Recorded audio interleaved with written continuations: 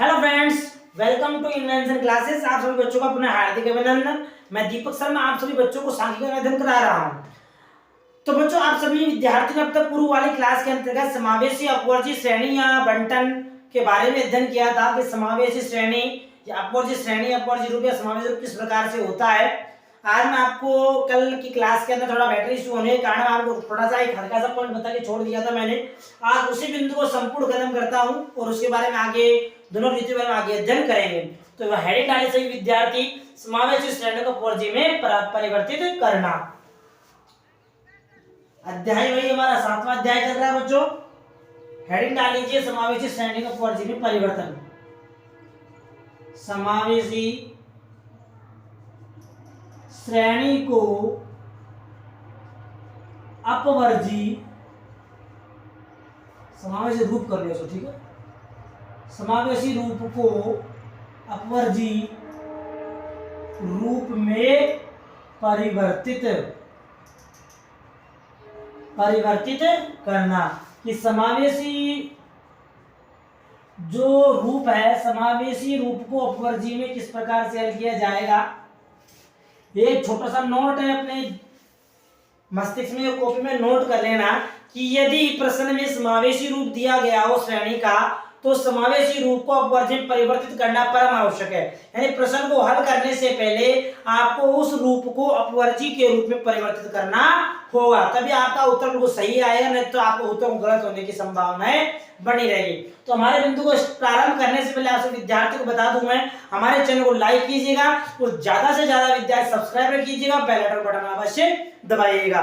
किसी विद्यार्थी को पूछना हो तो कमेंट के माध्यम से अवश्य पूछिएगा। मन की शंकाओं को, मन के डाउट को अवश्य दूर करना, ठीक है बच्चों। अपना हमारे बिंदु पर आते हैं, समावेशी रूप को अपवर्जी रूप में किस प्रकार से परिवर्तित किया जाता है। कहने आपको मैं उदाहरण के माध्यम से बता देता हूं। जो कल वाला उदाहरण मैंने आपको बोर्ड पे लिखा था उसका रूप परिवर्तन बताता हूं। मेथड विधि, फर्स्ट मेथड किस प्रकार से समझ लेना ध्यान से। या हमारे मूल समंक हो गए, मूल वर्ग, यानी कहने का तात्पर्य समावेशी रूप। अब उस समावेशी रूप को किस प्रकार से अपवर्जी रूप में परिवर्तित किया जाएगा। तो यहां हो गया हमारा अपवर्जी रूप। फर्स्ट मेथड के अनुसार समावेशी रूप को अपवर्जी रूप में किस प्रकार से परिवर्तित किया जाएगा। ये हमारा क्वेश्चन सा हो गया और ये हमारा आंसर हो गया, ठीक है बच्चों। हमारे पास तालिका दे रखी है। तालिका क्या बच्चों, लिखो तालिका जो बता रखी है 100 से 109, ठीक है। 110 से 119, 120 से 129, 130 से 139 और 140 से 149। ये मान लो, ये हमारे पास तालिका दे दे। पहला मेथड ये हो गया। दूसरा मेथड क्या है, सेकंड लिख लीजिए। Second method METHOD। Second method के अनुसार हमारे पास मूल जो वर्ग दे रखे हैं, मूल वर्ग हमारे पास कौन कौन से है वो लिख लीजिए। मूल वर्ग मतलब समावेशी रूप में पहचान तो आपसे विद्यार्थी आई रहेगी कि किस प्रकार से पहचाना जाता है इनको, कि समावेशी रूप कौन सा है और अपवर्जी रूप है कौन सा है। अपवर्जी रूप, ये हमारा अपवर्जी रूप हो। यहां तक किसी विद्यार्थी को कोई प्रॉब्लम हो, कोई दिक्कत हो, पूछ सकते हो। यहाँ समावेशी रूप दिया हुआ है हमारे पास कितना बच्चों, समावेशी रूप दिया हुआ है 101 से लेकर 110 तक, 111 से 120, 121 से 130, 131 से 140, 141 से 150। ये वर्ग हमारे पास दिया हुआ है। ये यहां तक कोई दिक्कत हो तो कोई विद्यार्थी पूछ सकता है, यहां तक कोई दिक्कत नहीं। चलिए अब हमारे बिंदु पर आते हैं। हमारा बिंदु क्या है वो समझ लो। हमारा बिंदु ये है, हमने पूर्व के अंतर्गत जब थ्योरी लिखी थी, थ्योरी के अंतर्गत जब नोट्स बना के लिखा था, तो मैंने आपको विद्यार्थी को अवगत करवाया था कि जब समावेशी रूप को अपवर्ज्य रूप में परिवर्तित किया जाएगा, तो ये पहले पहचान कैसी होगी, तो हम पहचान ऐसे सकते हैं कि प्रथम वर्ग की L2, क्या बच्चों, प्रथम वर्ग की L2 हमारी 109 हो गई, L1 हमारी 100 हो गई। तो मैं यहाँ संकेतांक डाल देता हूं ताकि आप लोग सभी विद्यार्थी कंफ्यूज नहीं हो। ये तो हमारी L1 है और ये 2 हमारी L2 है, ठीक है बच्चों। इससे वाले क्वेश्चन में ये हमारी L1 हो गई सेकंड मेथड में, और ये हमारी L2 हो गई। पहली बात तो ये खत्म हो जाती है हमारी। दूसरी बात पे आते हैं कि मैंने आपको बताया कि समावेशी रूप के अंदर क्या होता है कि प्रथम वर्ग की जो L2 होती है, क्या बच्चों, प्रथम वर्ग की जो L2 होती है, L2 और दूसरे वर्ग की जो L1 होती है, इन दोनों के मध्य में एक का अंतर होगा। यदि एक का अंतर है तो इसका तात्पर्य ये हुआ कि ये जो रूप दिया हुआ है ये हमारे पास समावेशी रूप है। और प्रश्न को जो हल किया जाएगा तो हल करने से पहले आपको समावेशी रूप को अपवर्ज्य रूप में परिवर्तित करना आवश्यक है। यदि अपवर्ज्य रूप में परिवर्तित किए बिना आपने प्रश्न का समाधान कर दिया तो आपके उत्तर में भिन्नता पाई जाएगी, और आप ऐसा चाहते हो कि आपका उत्तर गलत हो जाए, भिन्न हो जाए, नहीं। तो इसलिए आपको क्या करना पड़ेगा बच्चों, उसे अपवर्ज्य रूप में परिवर्तित करना होगा। अब अपवर्ज्य रूप में परिवर्तित किस प्रकार से करेगा वो भी मैंने बताया था। कैसे बताया था, मैंने ये बताया था कि समावेशी रूप में जब एक का जो अंतर पाया जाता है, प्रथम वर्ग की L2 और द्वितीय वर्ग की L1 के अंतर जो एक का अंतर पाया जाएगा, इस एक के अंतर का किया जाएगा बच्चों, आधा किया जाएगा। तो प्रथम वाले वर्ग में अंतर कितना आया, यहां लिख देता हूं मैं, वर्ग अंतर।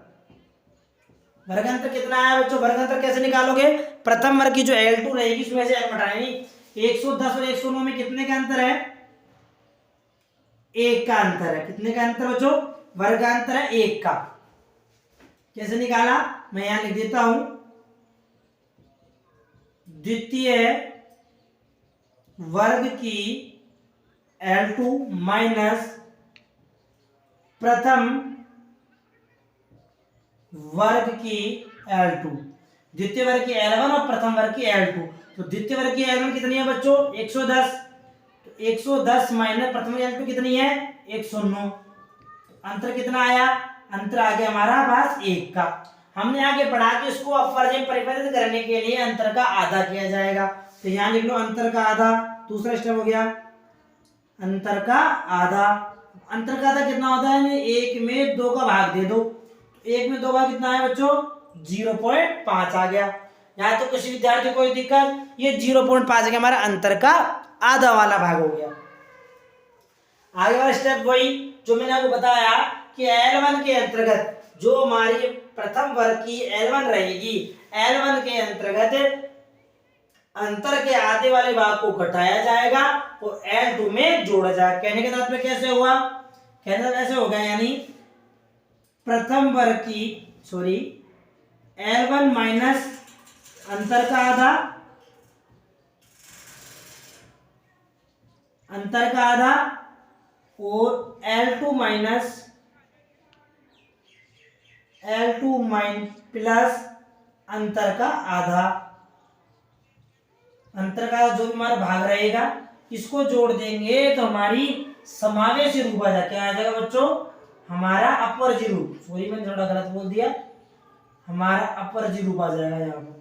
ये लो अपवर्ज्य रूप कैसे आएगा मैंने आपको बता दिया, किस प्रकार से, किस प्रकार के सूत्र का। अब देखो यहाँ चलते हैं हमारे बिंदु। प्रथम वर्ग मैंने कहा L1 में अंतर का तो घटाया जाएगा, माइनस किया जाएगा, तो L1 कितनी है, 100 है बच्चों। अब 100 में कितना घटाना है, 0.5। माइनस प्लस तो करना आता है आपको, ठीक है। यहाँ एक बार बता देता हूँ हल्का सा, यहाँ देख लेना, 100 माइनस 0.5, 10 में से 5 किए तो 5, यहाँ बच के 9, यहाँ बच के 9, कितना आया 99.5। तो प्रथम वर्ग की अपवर्ज्य रूप कैसे होगा बच्चों, 99.5 से। अब ये कितनी है, L2 है, 100 कितनी है, L2। मैंने L2 के लिए क्या बताया कि L2 में अंतर के आधे वाले भाग को क्या किया जाएगा बच्चों, जोड़ा जाएगा। तो यहाँ कितना है 109, तो 109 के अंतर्गत हम 0.5 को जब ऐड करेंगे, जोड़ेंगे, तो कितना हो जाएगा ये 109.5। तो कितना हो जाएगा बच्चों, 109.5। समझ में आया कि समावेशी रूप को अपवर्ज्य रूप में किस प्रकार से परिवर्तित किया जाएगा। अब देखो अपवर्ज्य रूप की हमारी पहचान क्या है, प्रथम वर्ग की L2 और दूसरे वाले वर्ग की L1। क्या रहती है बच्चों, बिल्कुल इक्वल रहती है, समान रहती है। अब समान दो कैसे आएगी, अब पुनः हम इस वाले बिंदु पे चलते हैं L वर्ग, दूसरे वाले वर्ग पे आते हैं। दूसरे वाले वर्ग की L1 कितनी है हमारे पास, 110 है, कोई दिक्कत नहीं। चलिए 110 है, उत्तर मैं दे रहा हूँ दोनों तरफ, ठीक है, पीछे बच्चे बैठे इसलिए बता रहा हूँ। तो उत्तर हमारा 110 वाले क्या है, दूसरे वर्ग की L1 है, ये प्रथम वर्ग हो गया हमारा, प्रथम वर्ग। अब दूसरे वाले कैसे वर्ग, दूसरे वर्ग के देख लो, यहां लिखता हूं द्वितीय वर्ग, द्वितीय वर्ग। अब दूसरे वर्ग देखो, दूसरे में L1 निकालनी है तो कितना L1 कितनी है, 110 है, 110 दे देखिए बच्चों, दिख रहा है विद्यार्थियों को L1 कितनी हमारी 110 है। अब 110 क्या करेंगे, अब 110 वाले मूल्य को हम उस वाले मूल्य के अंतर्गत परिवर्तित करेंगे, कैसे करेंगे वो देखो, वो भी समझा देता हूं। 110 में से 0.5 क्या करेंगे, कम करेंगे, तो 110 माइनस 0.5 यहां दिखेगा नहीं, यहां लिख देता हूं, ठीक है। मैं द्वितीय वर्ग, द्वितीय वर्ग कैसे करेंगे, द्वितीय वर्ग की L1 कितनी है बच्चों, ये तो हमारी L1 हो गई, ये हमारी L2 हो गई, इसमें L1 है जैसे कितनी 110 है, दिखा से विद्यार्थियों ये 110 दे रखा है हमारे पास, ये 110 लिख दिया मैंने, 0.00 अंतर का आधा कितना है 0.5, तो 0.5 को इसमें से घटाया जाएगा, ये कम कर दिया, 10 में से 5 गए तो 5, यहाँ बच के 9, तो ये 9 आ गया, यहाँ रह गया 0, ये रह गया 1, 109.5 देख लो। अब यहाँ पर क्या आया 109.5, अब 109.5 दोनों समान है या नहीं है, समान है दोनों मूल्य, तो ये अपवर्त रूप आया नहीं आया, उसी प्रकार यहाँ जोड़ दो, ये सरल है 119.5 जाएगा, इसी प्रकार ये हो जाएगा 120 नहीं 119.5 से लेकर 129.5 तक, ये हमारा हो जाएगा 129.5 से लेकर 139.5, ये हो जाएगा 139.5 से 149.5। इस प्रकार से यदि वर्ग दिया हुआ होगा तो आपको इसका परिवर्तित कर दिया जाएगा, अपवर्त रूप इस प्रकार से परिवर्तित होगा। उसी प्रकार हमारा दूसरा जो मेथड दिया गया था, इस वाले मेथड में ये वाले मूल्य आ रहे थे, इस प्रकार से यहाँ संपूर्ण आ रहा था, यहाँ पर डिफाइन आ रहा था, विषम आ रहा था, यहाँ पर दूसरे वाले वर्ग के यहाँ अंदर ये विषम आ रहा है और वो सम के रूप में आ रहा है। अब इसको कैसे परिवर्तित करेंगे वो भी समझ लो, इसको किस प्रकार से परिवर्तित किया जाएगा, तरीका वही है, पूरा मेथड वो सेम टू सेम है। यहां भी 101 हो गया, 101 को 110, L1 ये हो गई प्रथम वर्ग की, दूसरे वर्ग की L2 ये हो गई। उसी प्रकार यहाँ देखो प्रथम वर्ग की L2 कितनी है 110 और दूसरे वर्ग की L1 कितनी बच्चों 111, दोनों के मध्य में कितना अंतर है 1 का, वो तरीका यहाँ आ गया। तो 111 में से 110 घटा कितना आया 1 का आधा कितना आया 0.5। अब L1 के लिए अंतर के आधे को घटाया जाएगा और L2 के लिए जोड़ा जाएगा, वही ऐसे कर लो। 101 है, अब 101 में से मैं 0.5 अंतर का आधा 0.5 है, 0.5 को घटाओ कितना आ जाएगा बच्चों, 10 में से 5 गए तो 5, यहाँ रह गई 9, ये 9 आ गया, यहाँ रह गया 9, कितना आ गया 99, सॉरी ये चला गया तो यहाँ रह गया 0 रह गया, 0 ये 100.5, तो ये 100.5 से लेकर इसमें प्लस करना है ये आपको 110.5 तक। अब ये मूल्य 111 है, देखो 111 में से 0.5 कम करो, कैसे 10 में से 5 गए तो 5, यहाँ 0, यहाँ 1, यहाँ 1 कितना आ गया 110.5, यहाँ आ जाएगा ये मूल्य 110.5 से लेकर 120.5 तक, इसका कोई 0.5 कम करेंगे तो 120.5 से लेकर 130.5 तक, जो हो जाएगा हमारा 130.5 से 140.5 तक, ये हो गया 140.5 से 150.5 तक। तो कहने का तात्पर्य कुल मिला के ये हो गया, इस प्रकार से इसे समावेशी रूप को अपवर्जी रूप में परिवर्तित किया जाएगा। ये दोनों मेथड हो चुके हमारे, कल थोड़ा बड़ा हो जाता है इसलिए मैंने कल थोड़ा छोड़ दिया था, वेक्टर का शुरू हो गया था, आज मैंने संपूर्ण बता दिया पूरा इसका। इस प्रकार से समावेशी रूप को अपवर्जी रूप में परिवर्तित किया जाएगा। और प्रश्न में समावेशी रूप दिया हुआ है तो आप सभी विद्यार्थियों को उसे अपवर्जी रूप में परिवर्तित करना होगा, ताकि आपके प्रश्न में किसी प्रकार की समस्या नहीं आए। ये हो गया इसका स्क्रीनशॉट लेना एक बार। फिर आगे चलते हैं दोनों रूपों के बारे में कि दोनों रूपों में क्या बताया गया है, कितने तत्व लगाए गए। समझ में आया सभी विद्यार्थियों को? ठीक है, तो आगे और बताऊं आगे। चलिए बहुत अच्छी बात है। आगे अध्ययन करने से पहले एक बार आगे वाला बिंदु जान लो।